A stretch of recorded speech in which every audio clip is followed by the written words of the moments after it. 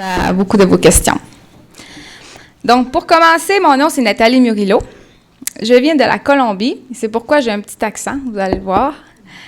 Je suis arrivée ici au Saguenay à l'âge de 12 ans. Je viens d'une famille de 5 enfants, dont je suis la 4e. Je viens d'une famille croyante, puisque dès mon plus jeune âge, mes parents m'ont parlé beaucoup de Dieu, de l'amour que Dieu avait pour nous. Cela en se basant sur ce que Dieu avait accompli dans leur vie. Depuis mon arrivée ici, je me fais souvent demander pourquoi que je suis arrivée ici. Et souvent, je dis à cause des problèmes politiques. C'est ce que je me contente de répondre comme ça. Pourtant, je contourne un problème qui a changé ma vie. Bien évidemment, j'ai demandé la permission à mon père d'en parler. Puis je ne vais pas pleurer. C'est étonnant, en tout cas. Non.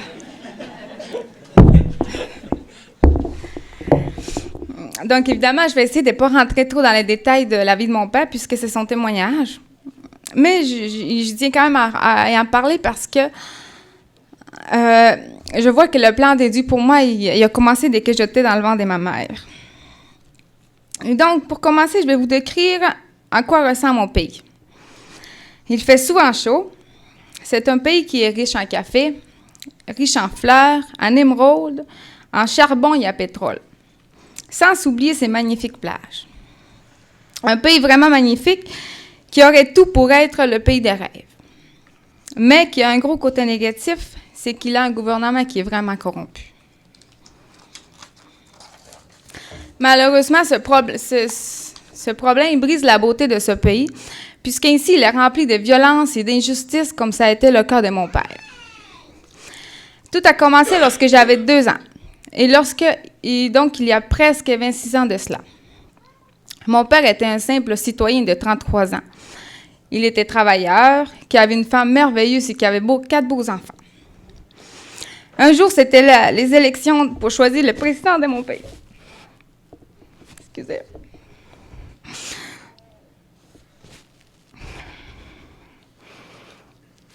Un des candidats de la Colombie s'est fait assassiner. Sans savoir pourquoi, quelques heures plus tard, mon père et 4 autres hommes se font arrêter et vite inculpés d'être les coupables de ce drame. Son monde s'est effondré. Excusez. Son monde s'est effondré du jour au lendemain. Et je vous laisse également imaginer ce qu'une jeune mère de 4 enfants qui est à la maison peut ressentir et vivre pendant une épreuve comme ça. Ainsi que des enfants qui, du jour au lendemain, n'y voient plus leur père à part qu'aux nouvelles. Lorsque j'y pense, je me considère vraiment bénie de n'avoir eu que 2 ans à ce moment-là.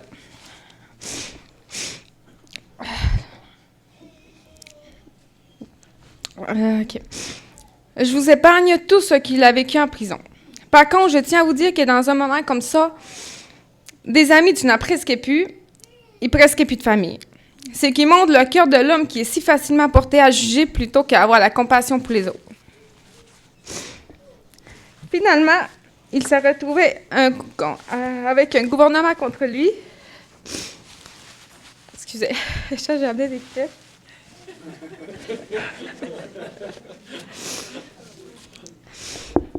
Donc, il s'est trouvé un gouvernement contre lui, mais c'est là qu'il n'a pas eu le choix de crier à Dieu.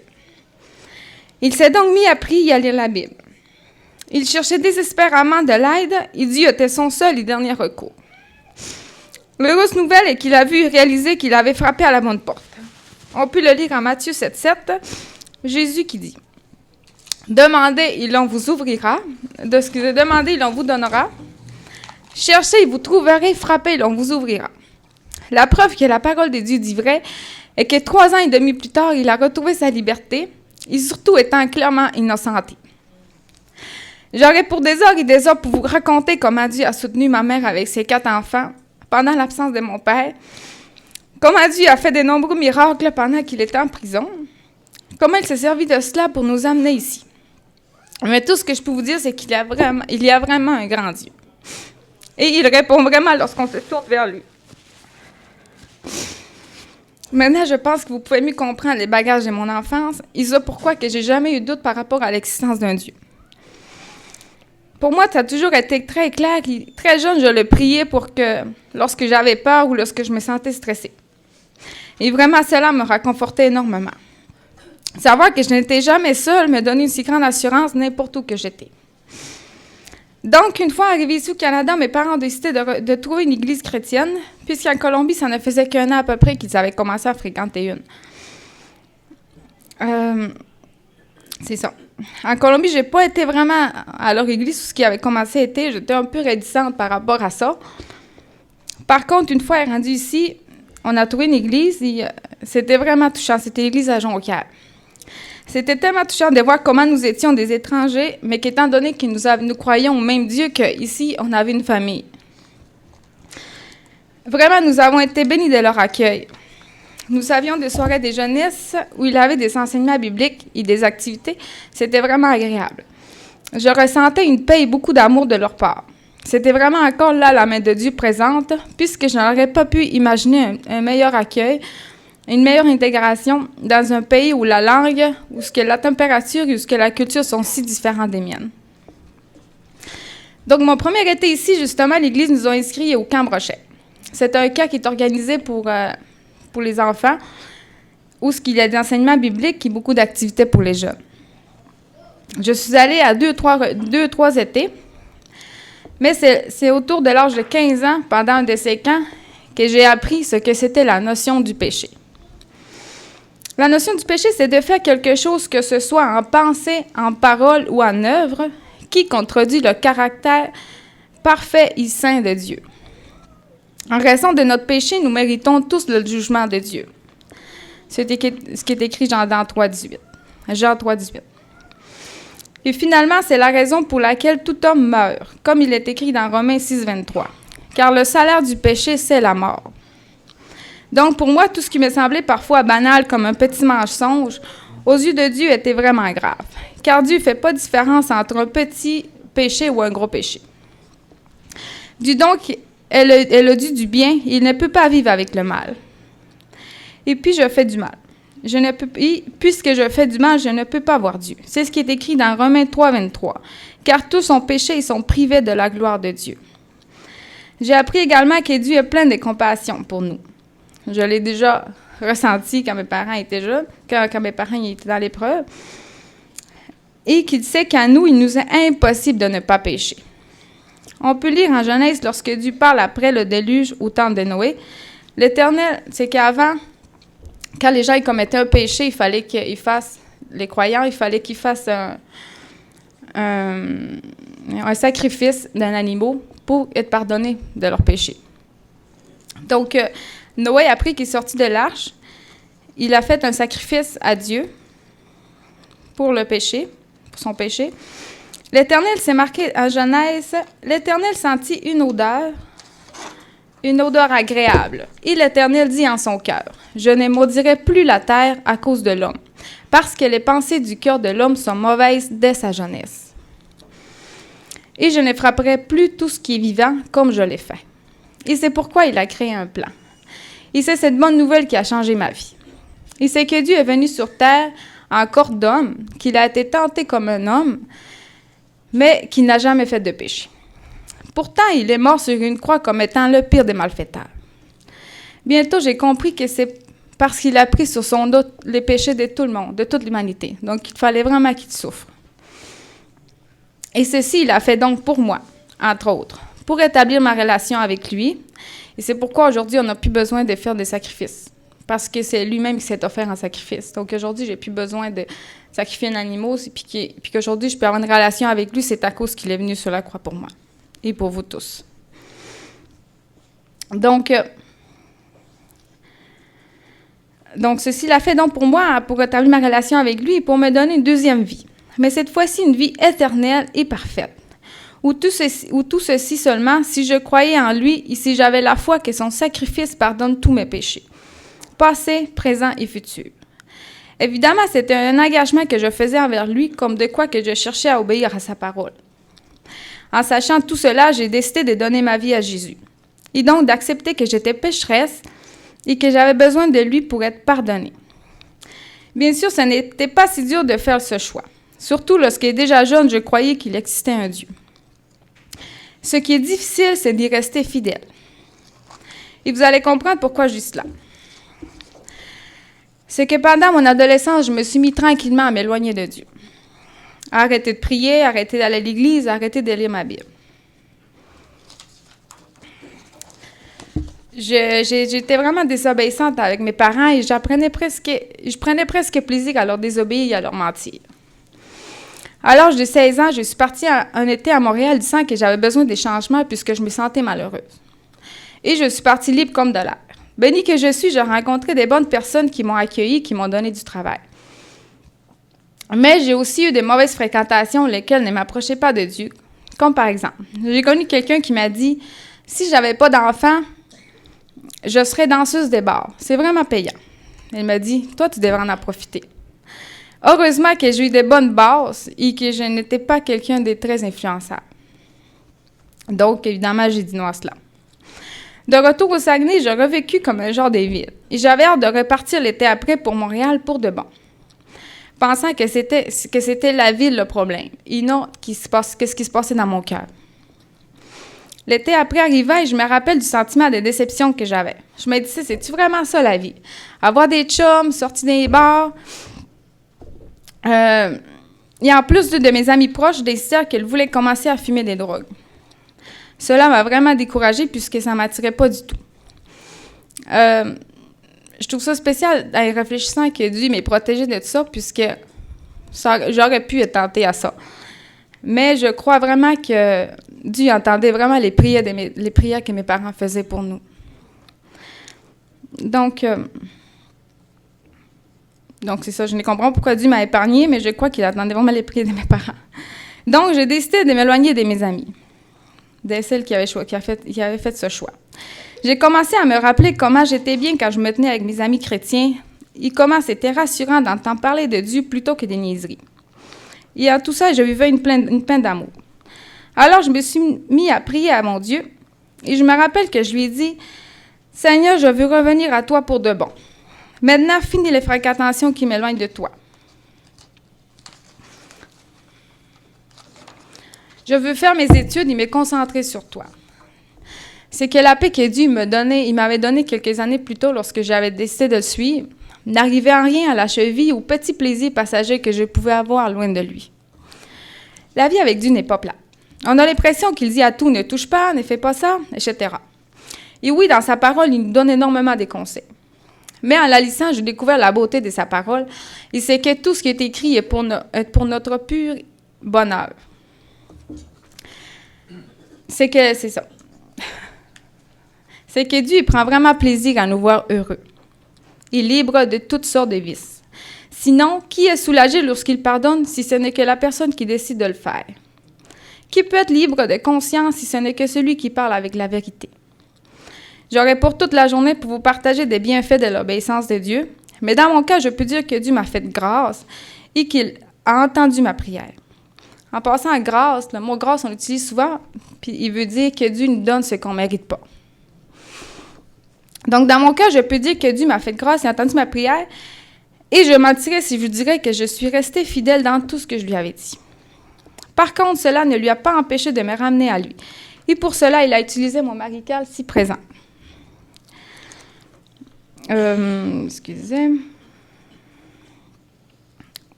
Quand je le connaissais depuis que j'étais jeune, mais ça faisait un bon bout que je ne l'avais pas revu. Quand je l'ai re-rencontré après, en lui parlant, je me suis rendu compte qu'il avait un cœur pour le Seigneur. Puis ça a vraiment attiré ma attention. Puisque je ne voulais pas plus de nos croyants. Et de cela, j'étais certaine. Je ne me rappelle pas que j'avais dit à Dieu, je ne m'intéressais plus au garçon que seulement à celui qui le mettrait sur mon chemin, à l'âge convenable. De cela ne faisait que quelques semaines, donc j'étais vraiment mêlée. J'ai dit, c'est-tu aussi vite? Mais Dieu fait bien les choses. Carl est reparti pendant 4 mois à l'extérieur, dont je n'ai pas eu de nouvelles pendant ces 4 mois.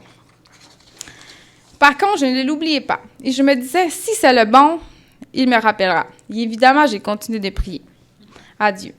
Et une fois rendu à l'automne, il m'a rappelé. Et là, j'ai su que c'était pour faire. J'ai continué à prier à Dieu et sa merveilleuse réponse est que 9 mois après, nous étions mariés. 1 an après, j'ai eu le privilège de devenir maman. Et aujourd'hui, je suis entourée des 3 merveilleux garçons. Ce qui, pour moi, montre la réponse merveilleuse de Dieu. C'était le début de la plus belle aventure de ma vie, mais également du plus grand défi. Oui, une fois mariée et surtout enceinte, j'ai découvert un côté sombre de moi. Je suis devenue vraiment quelqu'un de compulsive et violente envers mon mari. Avec du recul, dans mon enfance, j'ai vu de la violence conjugale, laquelle était présente et c'était presque normal dans mon pays. À cette époque, je m'étais toujours dit que jamais je me laisserais faire. Donc, dès que quelqu'un levait le ton de sa voix, je devenais en mode autodéfense. De plus, je pratiquais le taekwondo, donc si j'avais à me défendre,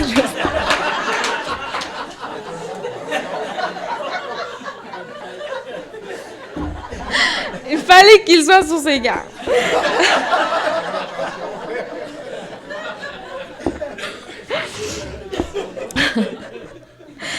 Heureusement qu'Eddie savait comment je serais et que c'est pas de raison qu'il m'a donné un mari vraiment calme et compréhensif et surtout qui m'aimait beaucoup.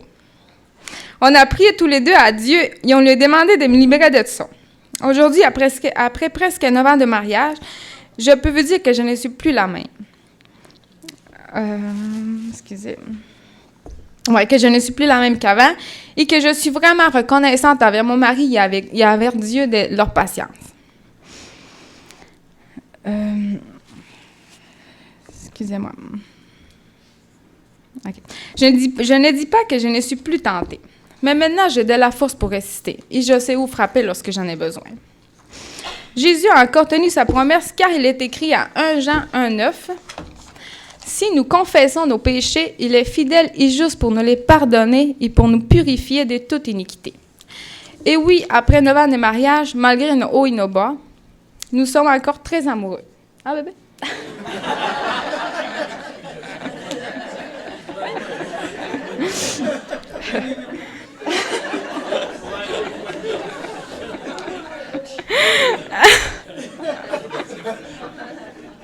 Il est mieux de dire oui, ouais.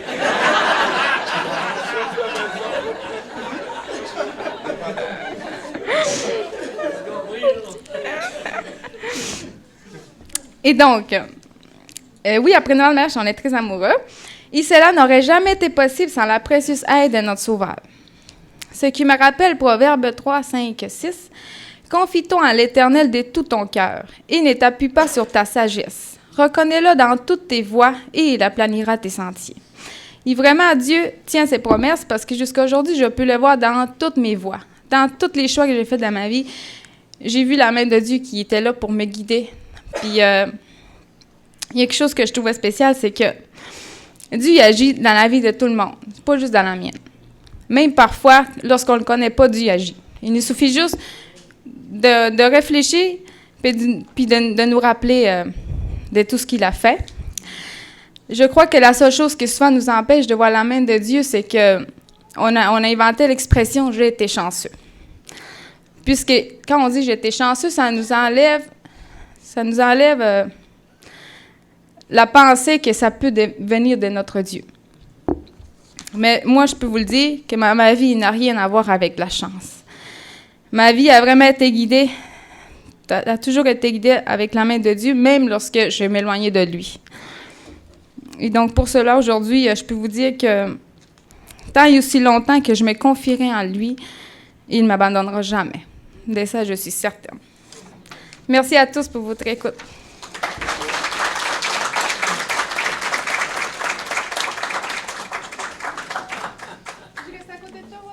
C'est correct, bon. Si je pleure trop, tu viendras me consoler. Bonjour, moi c'est Carl. Puis, je veux remercier... Je veux remercier ceux qui font la musique en avant, puis ceux qui font les témoignages, puis ceux qui amènent les messages aussi à l'église. C'est beaucoup de travail pour eux autres, puis on s'assit souvent, là, puis tant qu'on ne l'a pas fait nous-mêmes, là, on ne réalise pas à quel point ils travaillent fort pour nous. Fait que je profite de l'occasion pour vous remercier. Puis, je profite aussi de l'occasion pour dire je suis fier de toi, chérie. Je profite aussi de l'occasion pour dire que quand je me suis marié, le 9 ans, je vais commencer par ça. Là, on avait fait notre cours de préparation de mariage avec Michel, puis il disait ta femme, c'est une perle. Puis moi, je pensais que c'était moi la perle. Fait que là, je disais voyons, moi aussi, je suis une perle, me semblait. Mais ça a pris, plus ça avance, plus que je comprends pourquoi c'était une perle. Fait que, c'est Carl, j'ai 28 ans, puis je suis né d'une famille chrétienne. Puis je vais commencer aussi pour dire que le verset que je voulais commencer. Quand on m'a approché pour faire mon témoignage, j'ai dit oui tout de suite, puis le verset qui m'est venu en tête, c'est... je peux pas le dire exactement, là, mais c'est fais passer les choses d'en haut en premier, puis toutes ces choses vous sont données en plus. Puis je suis convaincu que c'est le verset qui passe dans la tête aussi de tous les pasteurs avant que quand ils travaillent fort pour passer le message ou tout ça. Parce que quand on met Dieu en premier dans nos vies, ça fait des gros changements comme on a vu pour ma femme. Fait que moi, j'ai toujours grandi dans une famille chrétienne. Ma mère, elle nous faisait des petits cultes le matin, tout le temps de l'été. Je sais pas si quand elle travaillait à l'école, elle le faisait. Là. C'est tellement loin, je veux dire, du plus petit que je me rappelle. Parce que moi, j'ai un frère 3 ans plus vieux que moi. Fait que elle a commencé comment lui a commencé à comprendre. Fait que moi, j'étais 3 ans plus jeune. Fait que je comprenais même pas, puis je participais. Je ne devais même pas parler, tu sais.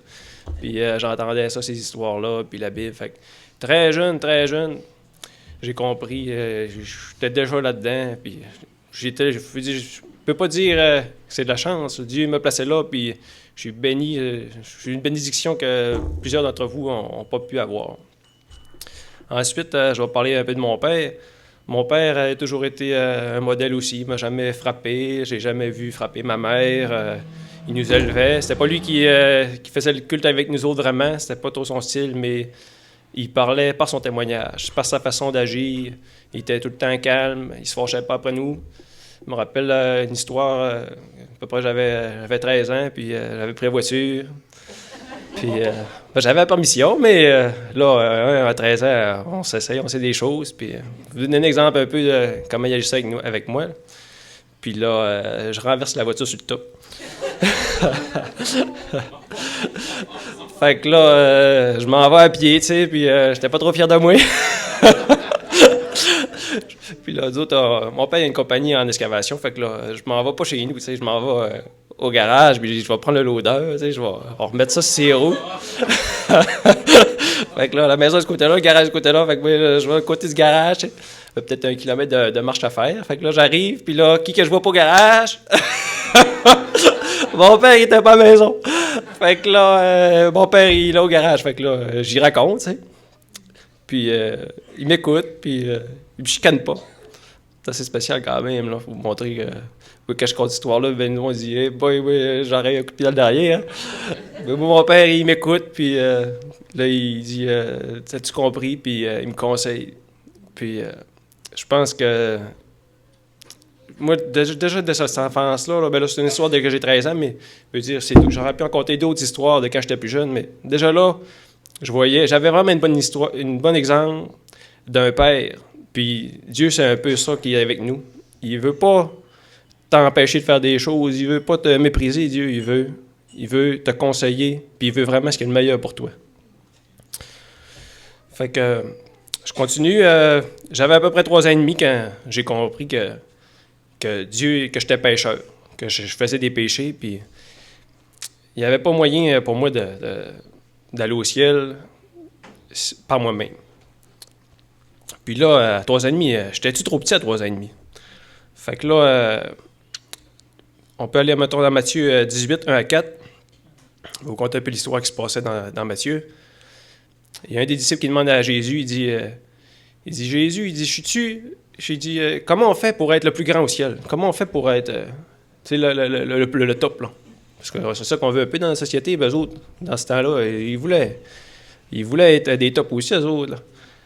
Fait que là, Jésus, il prend un enfant, puis il le met au milieu de tous les disciples, puis là, il dit, « Vous voyez cet enfant? » Il dit, lui qui va être le plus grand au ciel, ça va être lui qui va ressembler à cet enfant-là.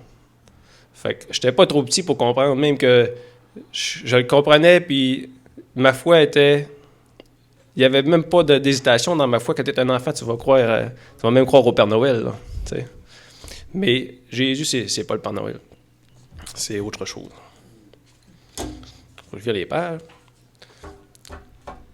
Fait que j'avais compris qu'il n'y avait pas de moyen de me sauver par moi-même.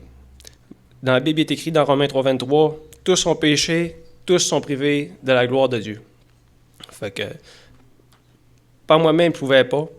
Puis c'est normal aussi parce que si on pourrait sauver par nous-mêmes, là, ça voudrait dire qu'il faudrait qu'on soit meilleur que d'autres ou bien tout le monde serait capable de se sauver. Là. Tout le monde est égal, on est tous été créés de la même façon. Fait que on n'a pas ce privilège-là de sauver par nous-mêmes. Dieu ne nous a pas créés comme ça. Fait que là, j'ai compris aussi qu'il n'y avait pas 25 façons de se sauver. Là. Mais là, j'étais tout petit encore. Mais moi, ce qu'on m'enseignait, je gobais tout, c'est sûr. Fait que j'avais compris que Dieu, dans Romains 3,24, il dit « Dans sa bonté, Dieu les rend justes gratuitement par Jésus-Christ qui les a libérés du péché. » Fait que là, moi, j'étais toute jeune, puis je trouvais ça le fun. Moi, je me disais « Ils sont fous, ceux-là qui veulent sauver eux-mêmes, hey, c'est gratis. Puis t'as rien à faire, ouais, c'est facile. Hein, c'est cool, là, je peux pécher, puis je pardonner, puis tout, hein? » Non, mais je fais des farces un peu, mais quand même que t'es jeune, là, ta conscience, ça travaille quand même. Puis quand je faisais un péché, je savais que en dedans de moi, c'était pas correct. Puis là, je demandais souvent pardon, puis je demandais pardon, mais je sentais pas, j'avais pas l'impression que j'étais tant écouté. Parce que autant que je comprenais, puis j'avais une parfaite confiance, je croyais en Dieu, autant que... Je vais sauter un bout, là. Autant que dans Matthieu 25, 46, il dit « Et ceux-ci iront au châtiment éternel, mais les justes à la vie éternelle. » Fait qu'autant que je croyais que Jésus était bon, autant que je comprenais aussi que il y avait un châtiment éternel. Puis quand t'es jeune, t'en as un petit peu des corrections quand même, là. Tu sais, une petite demi-heure dans ta chambre, je sais pas quelle correction que j'avais dans ce temps-là, là. Mais je savais que le châtiment, c'était pas quelque chose de plaisant. Puis je voulais pas vivre ça éternellement. Moi, je voulais être dans la vie éternelle. Puis là, plus je grandissais, plus que ma connaissance agrandissait, plus ma conscience, elle me travaillait aussi. Puis, plus que je me rendais compte aussi que quand tu suis les conseils de Dieu, là, t'es beaucoup plus heureux, puis t'es beaucoup plus grandissant de ça. Puis, quand tu es à l'inverse, ben c'est complètement l'inverse. Sur le coup, c'est tout le temps attirant, le péché. Mais quand tu le fais après ça, t'as des regrets, puis t'es pas heureux de ce que t'as fait.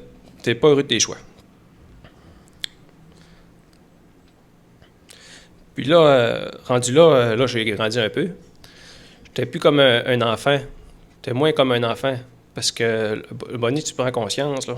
C'est drôle parce que quand j'étais petit, je pensais que tout le monde était sauvé. Moi, j'étais d'une famille chrétienne, mes oncles étaient chrétiens, mon frère était chrétien, mes cousins étaient chrétiens, mes amis étaient chrétiens, j'allais à l'école chrétienne.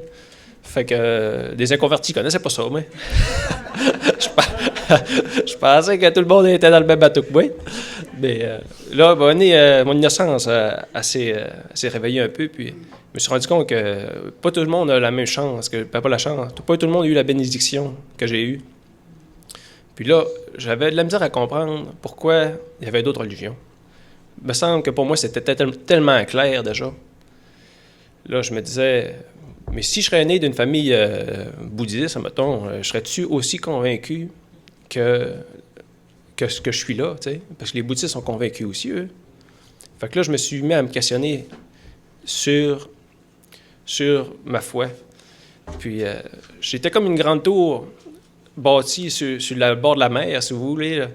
J'avais plein de connaissances, mais mes fondements il n'était pas ancré solidement parce que j'avais plein de connaissances, mais pourquoi? Pourquoi moi j'aurais plus raison que les autres? Tu sais? Fait que là, j'ai dû quand même vérifier tout ça.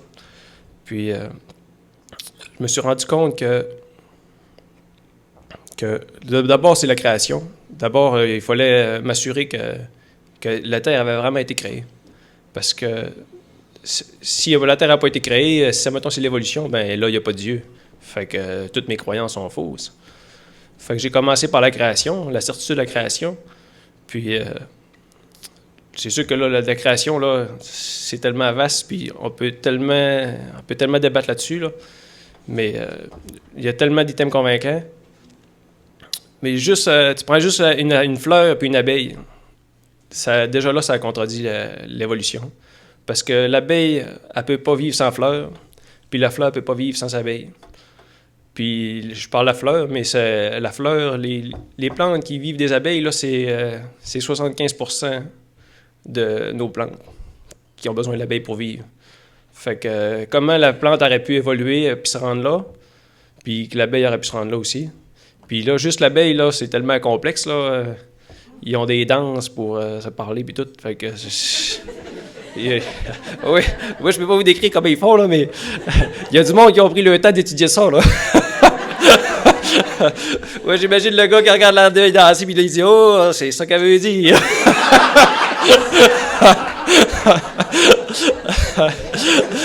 Hey, il a dû prendre le temps, là. Mais c'est prouvé, là. Ils se parlent, les abeilles, là. Puis, fait que... En tout cas, là, c'est rien qu'un point, puis c'est cocasse un peu, mais si vous avez un doute, là, que la Terre a été créée, là, je vous invite à vous poser sur cette question-là, parce que c'est important de savoir. Fait que là, ce doute-là était complètement... C'était clair pour moi. Mais là, à cette heure, c'est quel le vrai Dieu? C'est quel le bon Dieu? Là, pourquoi c'est moi que j'ai le bon Dieu? Pourquoi les autres, ils n'auraient pas raison? Fait que là...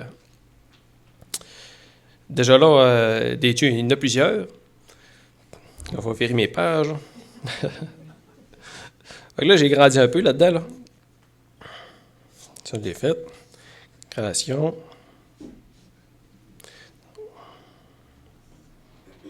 Bon. Fait que là, je suis rendu à la croyance. C'est quel le vrai Dieu? Je vais vous définir un peu c'est quoi une croyance. Une croyance, c'est d'où je viens, pourquoi suis-je là, puis où je vais. Fait que une personne qui a une croyance athéiste, il va dire que je viens de rien, puis j'ai évolué. Après ça, pourquoi suis-je là? Pour vivre ma vie, le temps qu'elle passe. Puis où je vais, ben je m'en vais 6 pieds sous terre. C'est ça qu'ils vont dire, les athéistes. Mais moi, je sais qu'il y a une création. Je sais qu'il y a un Dieu, déjà là. Fait que, d'où je viens? Ben, je viens de la création. Pourquoi suis-je là? Pourquoi Dieu m'a créé? Là, ça, c'est une autre affaire que, je vais peut-être, à 5 ans, ça me trouvait beaucoup, ça. Pourquoi Dieu m'a créé? Parce que, t'es jeune, là, tu commences l'école, puis j'aimais pas ça. Pourquoi il faut tout que j'apprenne ça? C'est bien trop compliqué. Je vais vivre une centaine d'années, puis après ça, c'est fini. Je vais tout apprendre ça, là, ça va faire 20 ans d'école, puis après ça, je vais faire une famille. Mais là, la famille, c'est loin, là, t'es un enfant. Mais ça n'a pas de sens. Ça n'a pas de sens, vivre la vie sur Terre s'il n'y a rien après. Ça sert à rien. Pourquoi m'avoir créé? Je suis aussi bien de ne pas m'avoir créé. Ça aurait été bien mieux. C'est bien trop d'efforts. Ça n'a pas de sens, tu sais, là.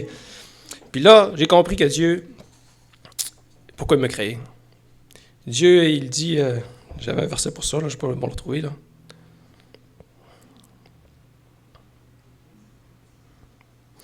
Ouais, j'ai perdu mon verset. Là. Mais, là, je me suis perdu raide, là. Ouais, Dieu, là, il nous a créés pour lui. J'aurais aimé ça avoir mon verset. Mais Dieu il nous a créés pour lui. Puis c'est lui qui nous a créés par lui, pour lui. Fait que ma raison de sa terre, c'est pour lui. Fait que déjà là, ça va déjà enlever bien des choses. Pourquoi on est sur la terre? C'est pour lui. Ça répond à ma question. Dieu nous a créés pour lui. Fait que là, je reviens à l'exemple du Père puis de son Fils. Si Dieu il est comme un Père pour moi, puis il m'a créé pour lui, dans le fond, faut que j'écoute ses enseignements si c'est pour lui que je suis créé. T'sais. Fait que, en écoutant ses enseignements comme un père, ben en même temps, un père ne va jamais donner des mauvais conseils à son fils. Là. J'imagine mal un père dire il va faire ça, puis là, il va se casser la gueule. Hein? Un père, c'est pas ça que ça fait. Hein? Fait que Dieu est un peu comme ça aussi avec nous. Oh. Fait que, pourquoi, après ça, là, ben, on tombe à Jésus. Pourquoi Dieu a envoyé Jésus sur terre? Puis, c'est-tu vrai, ça? Pourquoi Jésus, ça serait vrai, cette histoire-là? C'est bien plein de monde qui peuvent mettre en doute, puis on voit à la TV aussi, là, plein de films, là, puis là, c'est ça qui serait passé finalement, puis ça, puis la Bible, c'est pas vrai. Puis là, qu'est-ce qu'on va croire? L'émission de TV ou bien la Bible?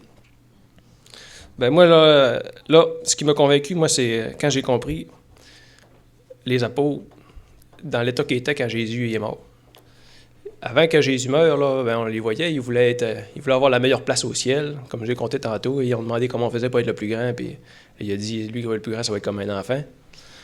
Ils voulaient avoir la meilleure place au ciel, c'était ça qui les motivait.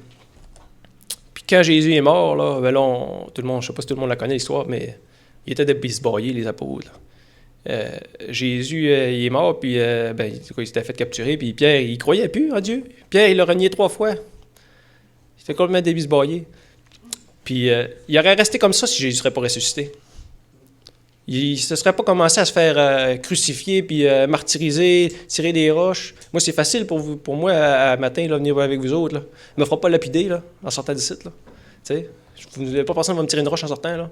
Eux autres, là, ils faisaient ça. Là. Puis déjà que c'est pas facile, là, pareil, même si je me ferais pas tirer de roche, eux autres, ils arrivaient.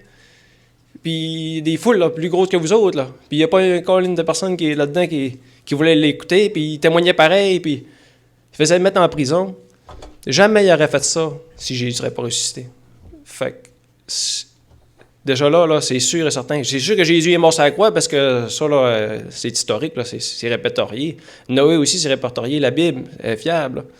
Mais si Jésus ne serait pas mort sur la croix, c'est sûr que les apôtres... Si Jésus ne serait pas ressuscité, c'est sûr que les apôtres y auraient abandonné. Puis on n'aurait pas l'Évangile, on n'aurait pas le Nouveau Testament. Fait que, si Jésus est venu, il est ressuscité, c'est vraiment le Fils de Dieu, c'est lui mon sauveur. Fait que je peux me confier à lui, puis je peux avoir une pleine confiance en lui, puis je peux savoir que c'est lui le vrai Dieu. C'est pas aucun autre. Fait que il y a plusieurs versets qui peuvent venir là-dedans. On peut voir que Dieu a tant aimé le monde qu'il a donné son Fils unique, afin que quiconque croit en lui ne périsse point, mais qu'il ait la vie éternelle. Fait que ça confirme pourquoi Dieu est venu. Bon. Fait que là, avec toutes ces connaissances-là, comment Dieu a changé ma vie? Je suis arrivé à l'adolescence. Je n'ai pas été parfait. J'ai fait quelques expériences. Puis j'ai vite réalisé que ça me rendait malheureux. Puis là, j'ai dû distinguer la connaissance, la croyance et la foi. C'est bien beau être plein de connaissances. C'est bien beau avoir... Tu crois en Dieu, tu crois en Jésus, mais c'est quoi tu vas faire avec ça? C'est là que la foi embarque. La confiance à ton Père. On peut encore la comparer avec un Père terrestre. Ton Père, il dit quoi faire. Tu vas-tu lui faire confiance ou tu vas faire à ta tête? Ben, Dieu, c'est la même chose. Il a pris la peine de nous créer, déjà là. Puis avec ça, il donnait un mode d'emploi, un certain mode d'emploi, qui est la Bible. Puis si tu ne la lis pas, ben tu sais pas c'est quoi que Dieu veut pour toi. Fait que c'est important de la lire. C'est ça qui va faire la différence aussi avec bien des religions. Dieu, il veut pas donner plein d'éducation, Dieu. Il veut vivre la vie avec toi tous les jours. Puis il veut que tu vives ça chaque jour avec lui. Puis il veut donner une éducation. Fait que, rendu là, il est comme un père, il donne le choix. Puis ça nous autres, il fait confiance. Fait que Dieu a travaillé dans plusieurs aspects de ma vie. Mais une en particulier que je veux partager avec vous un matin, là, parce que je ne peux pas toutes les passer, mais c'est celle du pardon. On voit dans Matthieu, Pierre, il demande à Jésus, ça fait 2-3 fois là, que lui, il me fait du mal. Là. Il dit, combien de fois je vais le pardonner encore? Puis là, Jésus, il dit, tu vas le pardonner 77 fois, 7 fois. Puis le pardon, là, comme ma femme elle disait qu'elle était violente, c'est pas à cause que je lui parlais trop fort, c'est à cause du pardon. Le pardon, c'est pas naturel pour l'homme de pardonner. C'est très difficile de pardonner, mais ça fait tellement du bien de pardonner. Puis mon couple, si ça serait pas du pardon, là, moi et ma femme, ben on serait pas ensemble. C'est sûr, sûr, sûr. C'est grâce au pardon que Dieu nous donne, puis un pardon, un vrai pardon. Tu peux pas pardonner comme ça si tu comprends pas que Jésus, l'œuvre que Jésus a faite. Parce que Jésus, là, quand il est venu sur la terre, là, c'est justement pour rétablir le pardon entre toi et Dieu. Fait que c'est le même pardon-là, il faut que tu réussisses à vivre dans ta vie tous les jours. Quand quelqu'un t'offense, puis c'est partout, là, c'est pas avec ta femme, là, c'est quand, mettons, moi, je travaille sa construction, puis ça arrive, des fois, tu peux avoir des différends, là. Si tu gardes ça sur toi, là, la personne, t'as le goût d'y arracher la tête, là. T'as le goût de l'attendre au coin, là, puis lui donner un coup de 2x4 dans la face, là, tu sais, Mais quand t'arrives, puis tu le pardonnes, là, puis là, tu dis, gars, quand tu le pardonnes, tu remets ça à Dieu, puis c'est fini après. C'est Dieu qui va s'en occuper. C'est plus ton affaire à toi, c'est plus personnel. Puis la personne, tu la revois, puis tu es content de la voir. Puis c'est tellement plus le fun d'être content de voir la personne là, que d'avoir le goût d'y arracher la tête. Là. C'est vrai, là. Tu sais, là, je sais pas si vous avez pu le vivre, mais le pardon, ça, là, moi, c'est ce que je trouve le plus touchant là-dedans. Puis, dans Luc 10, on a une petite histoire encore de Jésus. Il rencontre un passant, puis là, le passant, il demande, il dit, Jésus, il dit, comment je fais pour... c'est quoi qu'il dit? En tout cas, là, Jésus, il dit, comment tu vois ça? Tu vois ça, le ciel, au gars? Puis là, le gars, il répond, il dit, tu dois aimer le Seigneur ton Dieu de tout ton cœur, de toute ton aide, de toute ta force et de toute ton intelligence. Et tu dois aimer ton prochain comme toi-même. Le gars, il répond ça à Jésus. Puis là, Jésus, il dit au gars, il dit, t'as bien compris. Il dit, va comme ça. Puis il dit, tu vas avoir la vie éternelle. Fait que, aimer son prochain comme soi-même, moi, je vois ça encore comme un père aime son fils. Si on aimerait tous les autres comme ça, on les pardonnerait parce que nos pères, ils nous pardonnent tout ce qu'on fait. Puis c'est ça que je voulais partager avec vous ce matin. Bien sûr, la vie chrétienne n'est pas toujours facile, mais j'ai la conviction qu'elle me rend plus heureux, car ce que je fais a un sens. Ma vie a un sens maintenant. Puis c'est normal que ce ne soit pas toujours facile parce qu'on ne pourrait pas avoir de victoire si on n'aurait pas d'épreuve. Fait que je vous remercie de votre écoute, puis...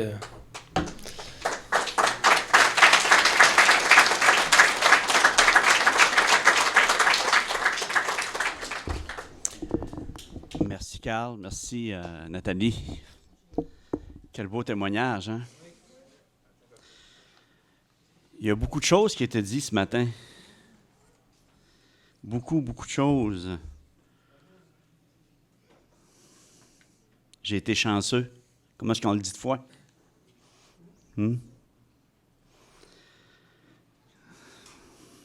Le vide dans notre cœur. Comment est-ce qu'on l'a vécu de foi? Savez-vous que chacun de personnes ici dans cette salle, vous avez un vide, c'est le vide de Dieu. Il peut être comblé seulement par Dieu. On essaie de le combler avec toutes sortes de choses, la boisson, la drogue, le sexe, tout ce que tu veux, on essaie de le combler avec ça. Mais la journée où tu acceptes Jésus-Christ comme ton seul et unique sauveur, et Seigneur de ta vie, il vient combler ce vide-là. C'est spécial, hein? Je pourrais parler aussi que Nathalie a dit souvent, on est une pécheresse, on est pécheurs. Puis comment est-ce qu'on peut avoir un seul péché un seul péché nous discrédite, on ne peut avoir cette vie éternelle-là. C'est impossible. Mais Dieu nous aime tellement, un amour inconditionnel, qui a envoyé son propre Fils mourir sur la croix. Moi, je vous ai mis des fleurs sur cette table. Là, je ne suis pas sûr. Je vais vous expliquer à travers la fleur, parce que c'est le fun. Nathalie a parlé de fleurs, Carl a parlé de fleurs, puis on ne s'est pas parlé, là. OK? Pas du tout. Seigneur dirige. Vous savez que les fleurs, la rose, il y en avait aussi des roses là-bas, hein? Il y a plusieurs couleurs. Chaque couleur, Seigneur, hier, on est allé travailler à l'église, puis Seigneur m'a mis dans mon cœur de vous le partager ce matin. À travers cette fleur, je vais vous expliquer des choses. La fleur jaune, qu'est-ce qu'elle veut dire? Ça, c'est vraiment sur Internet. Dans l'histoire, le jaune a été intimement associé au soleil. C'est pourquoi ces roses sont excellentes pour remonter le moral des gens. La rose jaune véhicule l'appréciation et l'amour planétique sans le sous-entendu romantique des autres couleurs. Cette couleur représente la joie et l'enchantement. La fleur jaune. La fleur jaune. On va aller dans la lavande. Il y a des fleurs roses, lavande. On associe traditionnellement la violette à la royauté. Dieu est la royauté. Cet égard, les roses de teinte lavande influencent un air de majesté royale et de splendeur. La rose représente lavande, la majesté de Dieu. La rose rose. La rose véhicule la grâce, l'élégance, ainsi la douceur et le romantisme poétique. Les roses roses foncées symbolisent la gratitude et l'appréciation constituent un remerciement traditionnel, tandis que celles de la couleur pâle sont associées à la délicatesse et l'admiration. Elles peuvent également servir à exprimer la sympathie.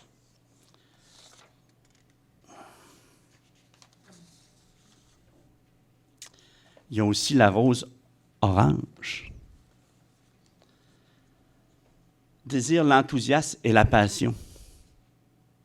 Dieu, il a une passion pour nous. Mélange littéraire du jaune et du rouge. La rose orange était perçue comme le lien entre l'amitié symbolisant par la rose jaune et l'amour représenté par la rose rouge. Elles peuvent exprimer la fascination ou faire office de cadeau, disant « Je suis fier de toi ». On a parlé d'une grâce tantôt. La grâce de Dieu, c'est un cadeau. Ça représente un cadeau, la rose orange. On a la rose blanche. Pureté, innocence, sympathie, spiritualité. La plus ancienne des traditions, que la rose blanche soit un symbole de l'amour véritable. L'amour véritable, c'est Jésus-Christ. C'est Dieu. Qui est devenue celle des roses rouges par la suite. Ce que vous avez sur votre table. Ainsi, connue comme la fleur de la mariée, la rose blanche est une fleur mariée, mariage traditionnel. Dans la parole de Dieu, dans la nouvelle alliance, il va y avoir un mariage. Le mariage des chrétiens avec... Ça va être spécial. On tombe dans la rose rouge. Ce que vous avez, on va finir avec la blanche. Elle présente l'unité, la vertu, la pureté, le nouvel amour. Quand tu acceptes Jésus-Christ comme ton seul et unique sauveur, c'est la pureté, c'est l'amour. L'amour de Dieu qui rentre en nous, c'est l'Esprit Saint. La rose blanche sont aussi associées à l'honneur et à la révérence. Elles peuvent donc ainsi servir à souligner la mémoire d'un être cher. On tombe dans notre rose qu'on a sur notre table. Parmi les symboles, la rouge, amour et romance. parmi les symboles le plus universel de tous, la rose rouge représente la véritable amour, l'amour inconditionnel que Dieu a envers nous. Il semble aussi, à travers l'histoire, la culture, qu'elle soit un symbole religieux et politique. Le rouge représente la véritable amour. Le rouge de votre Jean 3,16, ils l'ont dit tantôt, je pense que c'est Carl que tu l'as dit. Car Dieu a tant aimé le monde qu'il a donné son Fils unique, afin que quiconque croit en lui ne périsse point, mais qu'il ait la vie éternelle. L'amour.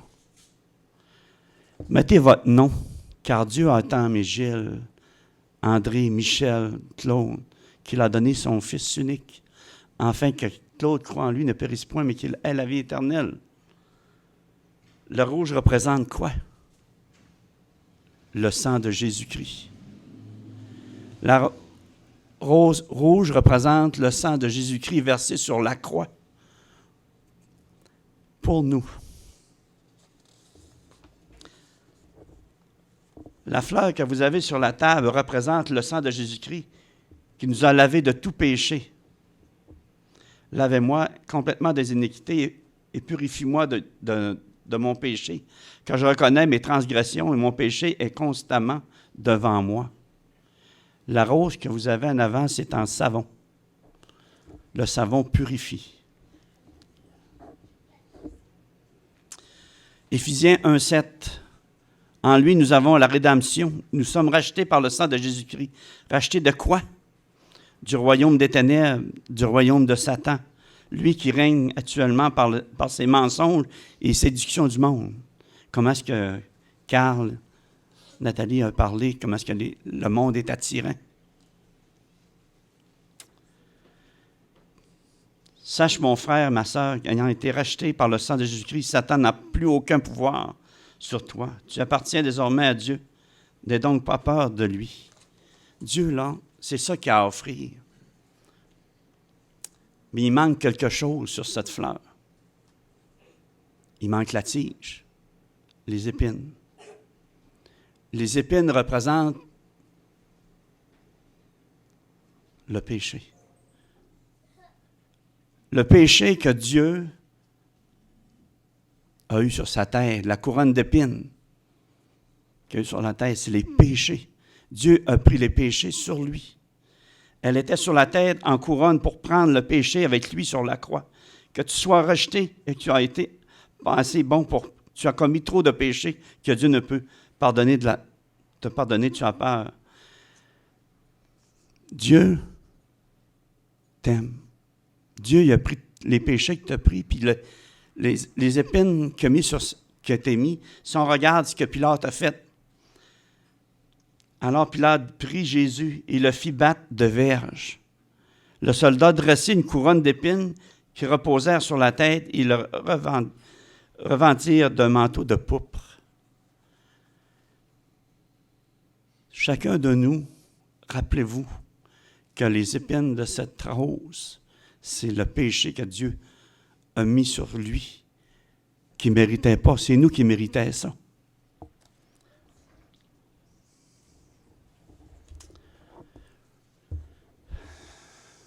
Il y a autre chose. Avant que vous faites et d'accepter cette rose comme une rose sans aucune signification. Il parle d'une rose comme ça. Quand j'ai commencé tantôt, elle ne peut avoir aucune signification pour vous. Elle peut avoir une signification, ce que je vous ai parlé tantôt.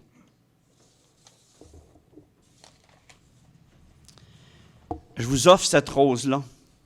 Dieu vous offre cette vie éternelle. Comment est-ce que vous faites pour accepter cette vie éternelle-là? Parce qu'on sait dans la parole que tous son péché sont privés de la gloire de Dieu. On ne peut pas se sauver par nous-mêmes. Comment est-ce qu'on fait pour accepter cette rose-là? Je l'ai mis sur la table. Comment est-ce qu'on fait pour l'accepter? C'est que vous le prenez, vous l'acceptez, vous le prenez, l'amenez avec vous. Si vous ne l'amenez pas avec vous, c'est la même chose pour la parole de Dieu. La même chose que ce qui a été véhiculé aujourd'hui, que Dieu a tant aimé. Il vous a tant aimé qu'il veut vous donner cette vie éternelle-là. Êtes-vous conscient que vous avez péché contre lui et que vous-même, vous ne pouvez avoir la vie éternelle? Êtes-vous d'accord que Jésus-Christ est venu sur la terre, qui est mort sur la croix, que son sang a été versé pour toi, à cause de toi, à cause de tes iniquités, à cause que tu as péché. Tu devrais prendre la place qui devrait être due, c'est la croix, ta propre croix. Tu devrais prendre la place de Jésus-Christ. Mais il t'aime tellement qu'il a pris à ta place. Je vais vous donner la possibilité ce matin de faire une prière.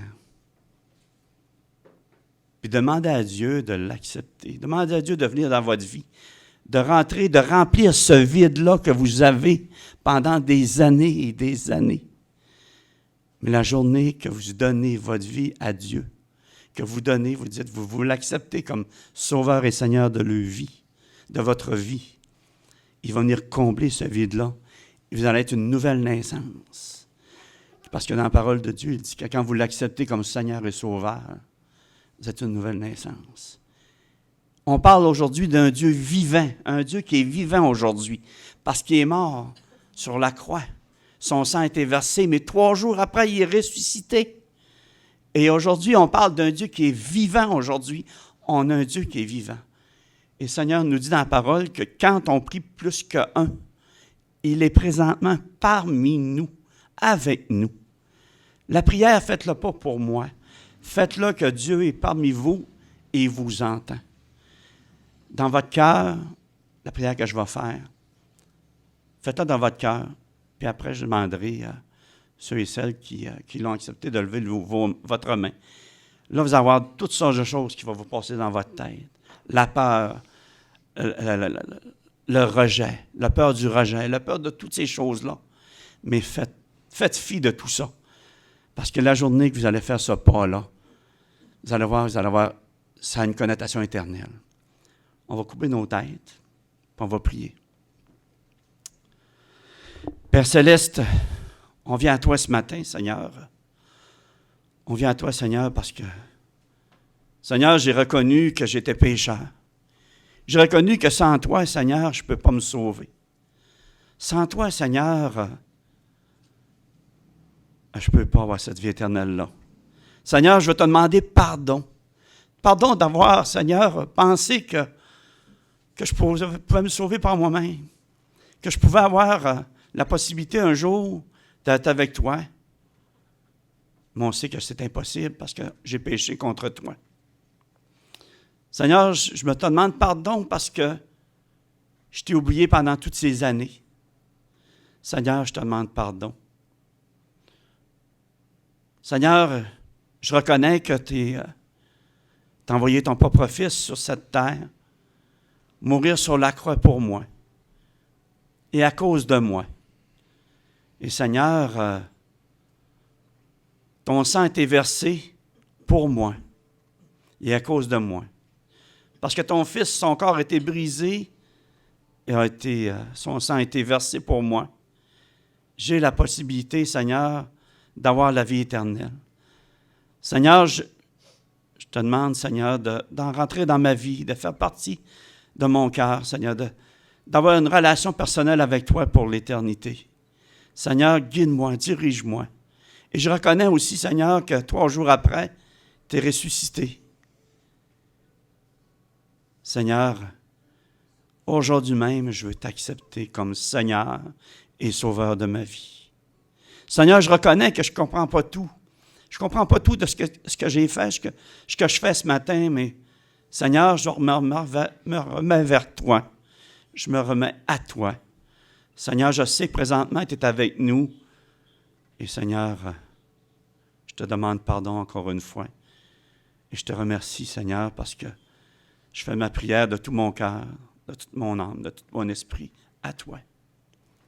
Gardez les yeux fermés. Et ceux et celles qui ont fait cette prière, je te demande de lever la main pour qu'on puisse prier pour toi. Merci. Merci.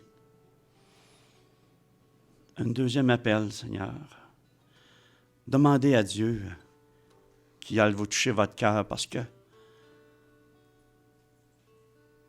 est-ce qu'il y a quelqu'un qui veut lever sa main encore une fois pour accepter comme Sauveur et Seigneur de la vie ou qui veulent cheminer pour connaître encore la vérité, de plus en plus. Oui. Merci, monsieur. Dernier appel. Et ceux et celles qui ont fait cette prière, mais qui ne veulent pas lever leurs mains ou qui veulent aller plus loin, après, on pourra parler, venir nous voir, parce que c'est un cheminement. Ça donne une connotation éternelle. Amen.